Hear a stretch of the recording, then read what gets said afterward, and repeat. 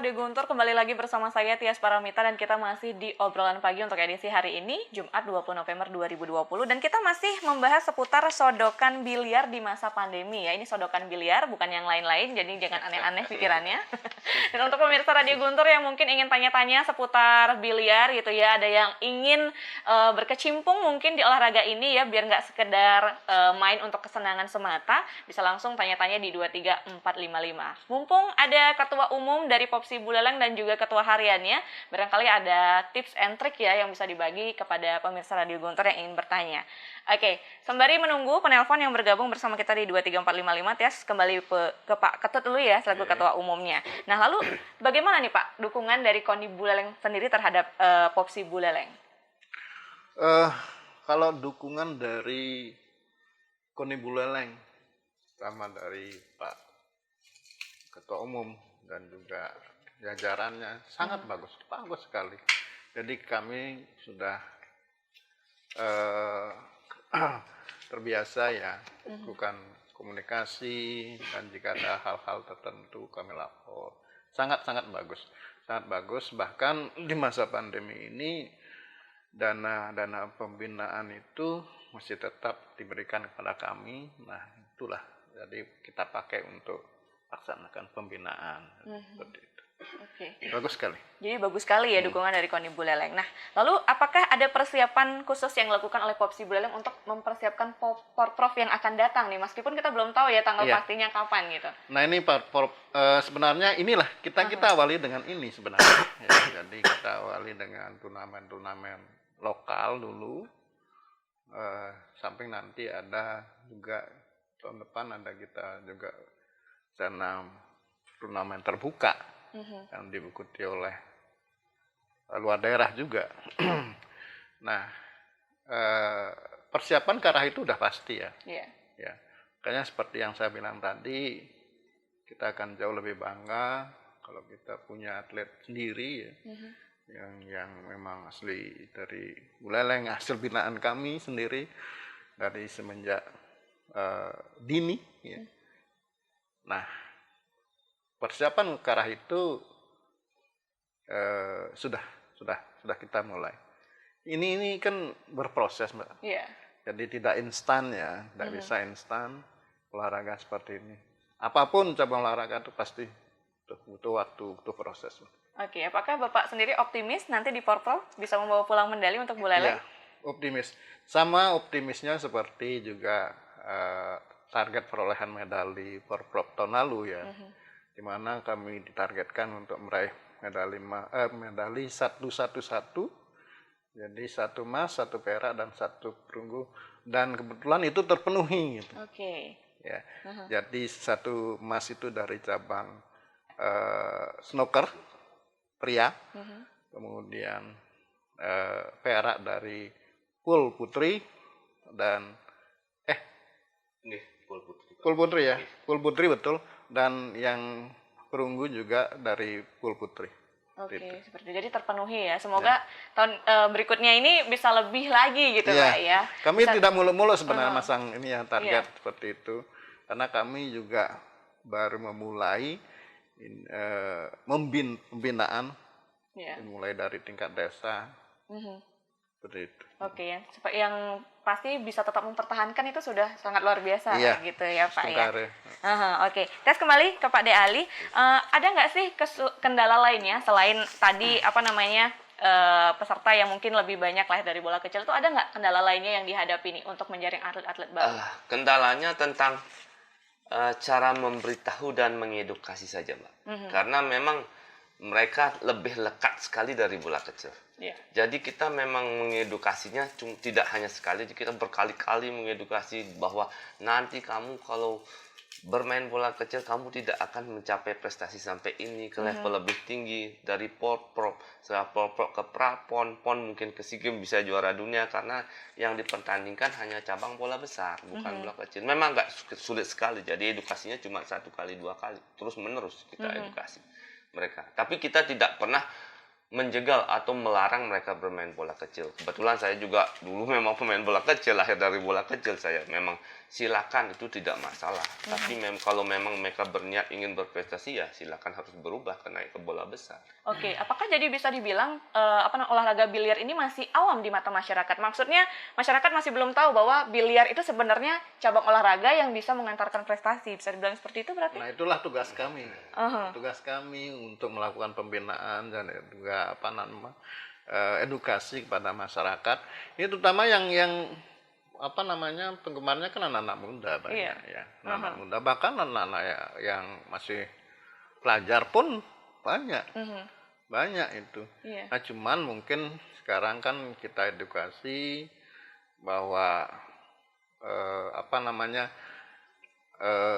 jelas pendidikan itu kan terus didahulukan. Iya, nomor satu. Ya, nomor satu itu. Nah, selebihnya baru terbagi yang lain kan gitu. Termasuk juga di biliar ini seperti itu. Kami edukasi seperti itu. Oke, diarahkan gitu Kita lah arahkan. ya. Oke. Nah, lalu bagaimana pengawasannya sendiri dalam proses pelatihan untuk masing-masing klub yang melakukan pengalihan pelatihannya masing-masing, kan tadi disebutkan oleh Pak Ketua Umum. Bagaimana dari POPSI sendiri mengawasi? Pengawasan dalam apa ini? Proses latihannya maksudnya. Proses latihan. Kebetulan untuk pengawasan kita tidak mengawasi, karena mereka berlatih di klub mereka masing-masing. Kebetulan ada beberapa klub mereka memang punya meja bola besar, mungkin mereka berlatih di klubnya sendiri. Mungkin yang memang tidak memiliki sarana bola besar, meja bola besar yang 9 feet, mereka berlatih di sekretariat kami. Kebetulan sekretariat berlokasi di Lovina di Bolenbar. Jadi kita tidak melakukan pengawasan. Kita juga punya beberapa pengurus lain seperti Binpres, Bingan Prestasi, mereka kadang membantu, bukan mengawasi, membantu bagaimana mereka melakukan teknik, gerakan, bagaimana latihannya. Kami tidak mengawasi. Oke, tidak memantau secara langsung bisa dibilang. Tidak memantau secara langsung. Cuman kami hanya memantau klub itu, keaktifannya saja. Oke. Jadi pengawasan itu tidak kami lakukan, hanya keaktifan klub. Dan kita memberi berapa tambahan teknik latihan, mungkin teknik-teknik ilmu yang lain.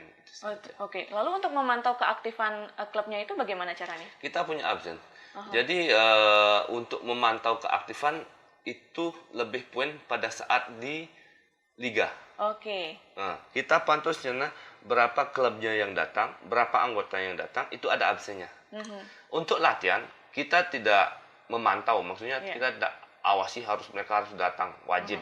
Tapi kalau liga itu harus wajib. Karena mereka harus aktif mengikuti program-program dari POPSI. Kalau mereka memang tidak aktif, di saat nanti mereka ikut seleksi untuk atlet, mereka harus sesuai dengan absen minimal 50+1. Karena kami tidak mau klub itu tiba-tiba datang tanpa pernah mengikuti program POPSI, ikut seleksi. Tapi tidak mau seperti itu. Jadi ada atlet dadakan, ada klub dadakan, tapi tidak. Karena sudah berapa yang sudah mengajukan format legalitas ke POPSI yang sudah bergaul dengan PK POPSI. Oke, jadi nggak seperti artis ya, ada artis dak-dakan gitu ya. Ada prosesnya seperti itu. Oke, nah lalu kalau boleh tahu rentang usia nih dari para atlet biliar sendiri itu berapa? Kalau di biliar kami tidak dibatasi usia. Kalau di biliar, untuk atlet inti kami yang memang sudah terjun pernah di Prop, yang paling usia tertua Pak ya, Chandrali ya, sekitaran hampir 40-an. Oke, bahkan ada sampai 40 tahun. Iya, udah masih. Oke, untuk yang yang paling muda usia berapa? Paling muda yang sudah pernah turun kemarin ada mencapai, kalau sebelum-sebelumnya saya ikut Prop ya. Kalau pengurusan yang kemarin yang kita baru dibentuk pengurus baru sama Pak Ketut, yang paling muda itu Vivi ya Pak. Vivi usianya sekitar 27-an. Oke, masih rentang 27-an gitu ya. Nggak ada yang di bawah 20, belum ada ya berarti yang 20. Memang cabang olahraga ini kan belum masuk kurikulum, Mbak. Jadi tidak seperti PBPSI, bulu tangkis itu mereka memang dari Porjar adanya. Kita tidak ada di Porjar, kan ada biliar itu. Memang kalau kita taruh meja biliar di tempat sekolah, mereka tidak mau belajar malah. Oke, seperti itu ya. Jadi bisa dibilang pelatihannya juga di tempat yang tepat gitu ya, nggak sembarangan tempat gitu ya bisa dibilang ya. Jadi nggak boleh ujung-ujung langsung di sekolah sama meja biliar. Nanti kalau bukan siswanya, gurunya juga malah yang main gitu ya. Nah, ya olahraga asik sebenarnya. Oke, olahraga yang mengasyikan ya. Bisa dibilang nggak kerasa kayak olahraga kalau main biliar kan Pak ya. Karena setahu Tias baru tahu nih ya kalau ternyata biliar itu juga Tias bisa main biliar? Enggak, tapi suka lihat orang main biliar. Paling kalau main biliar game yang ada di HP aja Pak. Apa pernah ke rumah biliar? Kalau ke rumah biliar enggak, cuma ngelihat orang kadang kayak warung itu bukan ya. Jadi kalau kita itu lebih ke profesional ya Mbak. Jadi kalau bola kecil itu mungkin banyak kan yang dipakai permainan sambil judi mungkin. Kalau kita tempatnya memang khusus untuk pelatihan. Mungkin ya sewaktu-waktu lah bisa Mbak berkunjung. Bisa ngeliat ya. Boleh. Oke, jadi untuk meja-meja biliar yang sering kita temui mungkin di jalan-jalan itu beda ya sama yang kita gunakan. Beda. Oke, sudah ada penelpon yang bergabung di 23455. Tias sapa dulu. Halo, selamat pagi. Halo? Terputus? Mungkin bisa dicoba kembali untuk pemirsa Radio Guntur yang ingin tanya-tanya di 23455. Jika Anda mendengarkan via streaming, bisa langsung disebutkan nama dan juga alamatnya dari mana dan langsung sampaikan pertanyaannya apa, seperti itu ya. Oke, sudah ada bergabung kembali. Tias sapa dulu. Halo, selamat pagi. Halo, selamat pagi. Oke, dengan Bapak siapa di mana? Narde Brata. Oke, Pak Narde Brata. Langsung Pak Narde. Terima kasih. Ini olahraga yang menarik, tapi belum pernah saya main seperti ini. Sama Pak. Sodok, tadi sodok biliar gitu ya? Iya, Pak, ya? Sodokan biliar di masa pandemi biliar. Pak. Ya, bagus sekali itu. Hanya saya ingin tahu, karena belum pernah saya main Pak, belum pernah. Hanya melihat sama dengan yaitu wawancara melihat di TV gitu ya. Namanya. Itu bisa bolanya berputar-putar tuh. Nah ini. Berputar-putar sodok masuk sana. Dan ini saya ingin bertanya pada Bapak permainan ini sama dengan catur itu kan permainan otak, tetapi juga olahraga juga Pak ya. Ini juga olahraga, saya lihat olahraga.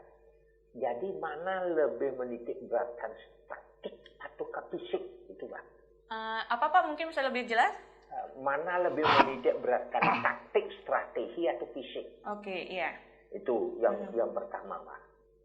Nah, kalau olahraga ini sudah menyebar sampai ke desa seperti tadi Bapak uraikan, apa tidak mungkin diusulkan biar ada satu tempat? Misalnya kalau kita ke desa, maaf saya memang di desa, tapi tidak ada tempat itu. Misalnya seperti tadi katakan jauh di tempat yang agak jauh itu kita datang ke sana untuk main gitu saja ya, maaf sekali barangkali untuk saya. Siapa tahu teman yang lainnya, karena kita seperti tadi yaitu anak muda, saya orang tua yang juga ingin, yaitu kalau misalnya orang tua untuk lari-lari panjang itu kan sulit. Kita mencari tempat-tempat yang dekat, bisa melihat sambil kita yaitu ngobrol-ngobrol, walaupun dalam hal ini keterbatasan ada pandemi ini. Tidak mungkin diusulkan sama pemerintah daerah mempunyai suatu tempat tertentu yang bisa kita melihat orang bermain seperti dalam TV itu, bola sodoknya itu berputar-putar akhirnya saya kira ke sana kok ke kiri ke kanan. Aduh, luar biasa sekali itu. Nah, itu timbul pertanyaan yang nomor satu tadi, mana lebih menitik beratkan taktik strategi daripada fisik. Terima kasih. Oke, terima kasih kembali untuk Pak Narde di Bratan yang sudah bergabung bersama kami di 23455. Luar biasa ya antusiasnya ya. Di belakang Pak Narde masih Tias berikan kesempatan untuk pemirsa Radio Guntur yang ingin tanya-tanya di 23455. Masih sama ya. Oke, sembari menunggu penelpon yang bergabung kembali, mungkin Pak Ketua Umum mau ditanggapi? Baik, pertanyaan nomor satu apa ya? Apakah permainan ini lebih menekankan taktik atau fisik? Saya kira kedua-duanya ya, karena ini olahraga ketangkasan yang memerlukan skill dan juga otak, ya, strategi. Jadi saya kira fisik sudah pasti, karena fisik yang tidak dalam kondisi fit juga konsentrasinya pasti buyar. Ya, jadi seperti itu. Perlu skill dan juga ketahanan fisik, stamina. Pasti itu. Sama seperti olahraga yang lain. Jadi dua-duanya penting gitu ya. Oke, untuk pertanyaan kedua, apakah bisa nih Pak diusulkan jika di desa itu dibuatkan tempat untuk agar Pak Nardi ini bisa lihat kalau orang lagi main biliar, biar beliau tuh tahu gimana sih orang main biliar kalau misalnya di pertandingan seperti itu. Jadi belum sampai ke sana Pak ya. Belum sampai ke sana karena ini kan apa namanya, ada juga usaha-usaha biliar komersial kan gitu yang memang lebih banyak. Tapi kalau memang sudah penggemar biliar yang kebetulan juga mampu, biasanya punya meja sendiri. Karena ini kan juga butuh ruang. Ya, benar. Ruang dan meja, dan itu juga modalnya tidak sedikit kan ya. gitu. Nah, memang untuk skala pengurus di skala Ibu Leleng, untuk Pemkab Provinsi Buleleng seperti yang sudah kami sampaikan tadi, nanti akan kami punya pemusatan pelatihan di sekretariat kami yang belum selesai ini, mudah-mudahan 2021 selesai. Nanti Bapak siapa? Pak Narde. Pak Narde mungkin setelah selesai sekretariat kami nanti bisa lihat-lihat Pak di Jalan Yudhistira, orang berlatih, anak-anak berlatih seperti apa biliar itu. Ya. Oke, nanti bisa dinantikan Pak ya. Kita doakan semoga segera rampung. Oke, Pak Ali. Berapa tambah sedikit karena memang sekretariat belum selesai, karena sekretariat sementara di Bolembar ya Pak Nardi bisa langsung aja ke Bolembar Lovina kalau mau. Oke, jadi Itu sekarang lebih banyak di Lovina berarti diadakan. Kita pinjam tempatnya Pak Kade Mulyana di Bol Enbar Pak. Enbar, Lovina, di pinggir jalan nasional, jalan besar ini. Gampang carinya ya. Artinya di sebelum setelah lampu pas pintu masuk jalan ke Pantai Lumba-Lumba. Oke. Pantai Binaria, Lumba-Lumba itu di Libeo yang punya. Kita sementara pusatkan sementara di sana pelatihan. Oke, nah lalu untuk sarana pelatihannya sendiri, kalau boleh tahu dari Popsi sendiri, apa saja yang sudah dimiliki? Kita sudah ada beberapa meja ya, dan juga perlengkapan yang lainnya, dan kita sudah pusatkan di Lovina. Tadinya akan tersebar. Iya. Tadinya tersebar sebelum saya jadi pengurus itu, tersebar kemana-mana. Sarananya berarti? Iya, mejanya, stiknya, akhirnya secara perlahan kita tarik, karena itu kan aset pemerintah. Benar. Kan? Dan itu tercatat menjadi tanggung jawab kami dalam pengelolaannya, dan harus dipertanggungjawabkan. Iya, benar. Itu aset-aset pemerintah. Nah, makanya kami kumpulkan, tarik kembali. Tadinya ada di Denpasar malah. Oke. Ada yang Denpasar, ya kami ambil. Ada di beberapa tempat kami ambil. Nah, kami tempatkan sekarang di Lovina. Dan nanti pasti kami tempatkan di sekretariat kami Jalan Yudhistira nanti. Nantinya ya. Berarti yang di Lovina ini tempat sementara bisa sementara. Berarti nanti akan dipusatkan kembali ke sekretariat resminya. Nah, kalau boleh tahu nih ya, Pak Deal ini, untuk para atlet yang akan bertanding nantinya, entah itu ke Porprov atau mungkin jenjang yang lebih tinggi, model latihannya itu apa saja yang dilakukan? Apakah ada latihan fisik seperti lari dulu, atau push up, atau apa sebelum bermain biliar? Karena tadi kan disebutkan bahwa ketangkasan itu diperlukan gitu kan dalam bermain biliar. Gimana nih? Ya, kalau maksudnya persiapan ya? Iya, persiapan menghadapi turnamen ke level lebih tinggi. Untuk tes fisik memang itu ada programnya dari KONI. Wajib itu untuk atlet, ada programnya dari KONI. Itu tes fisik. Bahkan itu sampai 3 kali. Tes fisik pertama, kedua, ketiga, mengetahui kesiapan fisik atlet itu yang mau bertanding. Apalagi untuk wakil kabupaten kan memang program itu dijalankan oleh KONI. Jadi itu program dari Binpres KONI pasti. Kalau kami sendiri, kalau tidak mengikuti ajang seperti Porprov, karena Porprov itu memang resmi karena wakil kabupaten. Mungkin ajang-ajang tryout atau try-in, kami pastikan mereka punya kebugaran tubuh yang bagus. Jadi kadang-kadang memang kami periksa dulu, karena memang biliar itu identik dengan malam. Tidak kami pungkiri juga berapa atlet kami ada yang perokok, ada yang sedikit lah, tapi kami batasi selalu karena Pak Ketua memang sudah ketat sekali. Itu memang tidak boleh kalian atlet seperti itu. Pak Ketua sering memberitahu kepada saya untuk betul-betul mengedukasi lah atletnya biar mereka mengerti bahwa kebugaran itu penting. Tapi kami tetap hanya bisa memeriksa. Jadi memang untuk persiapan kebugaran itu kami tidak punya full latihannya. Tapi kami punya berapa program hanya latihan seperti perubahan gaya hidup mereka. Itu memang pengaruh dari kebugaran tubuh. Dan kedua, mungkin hanya jogging-jogging saja. Karena kalau di biliar itu level kebugaran di antara cabang olahraga itu levelnya cuma sampai level 3. Kalau tes fisiknya. Seperti itu. Jadi membutuhkan kualitas tubuh yang prima gitu ya nomor satu. Biar nanti sodokannya tepat ya Pak ya. Jangan sampai nanti tiba-tiba pas mau nyodok lemes. Kemana-mana mau nyodok yang kecil yang besar kena. Dan biar kenceng juga. Biar kenceng juga ya, biar masuk ya Pak ya. Oke deh, sebelum mengakhiri ada yang ingin disampaikan Pak mungkin kepada pemirsa Radio Guntur terkait dengan sodokan biliar di masa pandemi. Apakah mungkin ingin mengedukasi agar masyarakat mau untuk berolahraga biliar? Ya, jadi olahraga biliar ini adalah olahraga yang sudah masyarakat ya. Meskipun juga pasarannya agak terbatas ya, tidak semua orang bisa menyediakan sendiri. Nah, tapi kami